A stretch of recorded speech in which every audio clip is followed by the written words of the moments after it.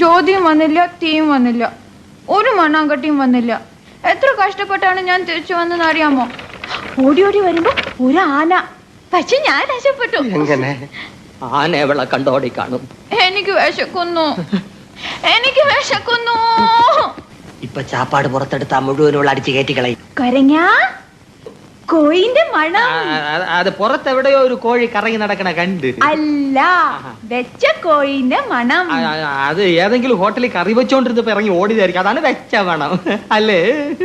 പോയി കിടന്ന് ഉറങ്ങു വേണ്ടേ? നല്ല എരി.